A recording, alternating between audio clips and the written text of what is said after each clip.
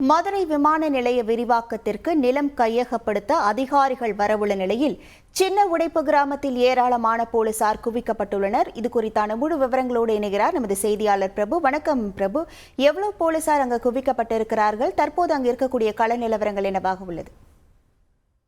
வணக்கம். அதாவது மதுரை விமான நிலையம் விரிவாக்கம் தொடர்பாக 633.17 ஏக்கர் நிலத்தில் பணிகள் நடைபெற உள்ளது. இந்த நிலையில் மீள்குடி அமர்வு செய்யாமல் நில மற்றும் வீடுகளை வழங்க மாட்டோம் என போராட்டத்தில் அக்கிராம மக்கள் போராட்டத்தில் ஈடுபட்டு வருகின்றனர். குறிப்பாக அக்கிராம மக்கள் மாநகராட்சி பகுதிக்குள்ளேயே 3 சென்ட் இடம் மற்றும் வீடும் கட்டித்தர வேண்டும் என்ற கோரிக்கை வலியுறுத்தி பல்வேறு விதமான போராட்டங்கள் ஈடுபட்டு வந்தனர். இந்த நிலையில் அந்த நிலம் கையெடுக்கும் பணிக்கு இன்று அதிகாரிகள் தரப்பில் சின்ன உடைப்பு பகுதிக்கு வர உங்க பிசினஸுக்கு 20 லட்சம் ரூபாய் கடன் அரசாங்கமே கொடுக்க போறாங்க, அதுவும் குறைஞ்ச வட்டி மானியத்தோட. எப்படின்னு தெரிஞ்சுக்க ஃப்ரீடம் ஆப்பை டவுன்லோட் பண்ணுங்க.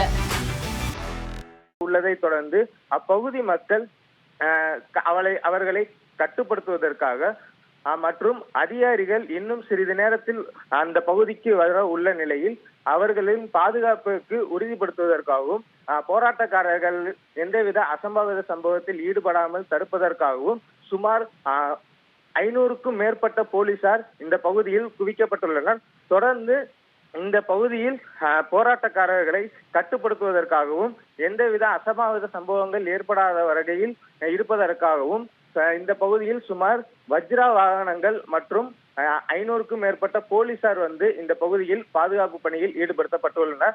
இன்னும் சிறிது நேரத்தில் அதிகாரிகள் இங்கு அந்த நிலம் கையெடுக்கும் பணியில் தற்போது நடைபெற வாய்ப்பு உள்ளதாகவும் தெரிவிக்கப்படுகிறது. உங்கள் முழு விவரங்களுக்கு நன்றி பிரபு.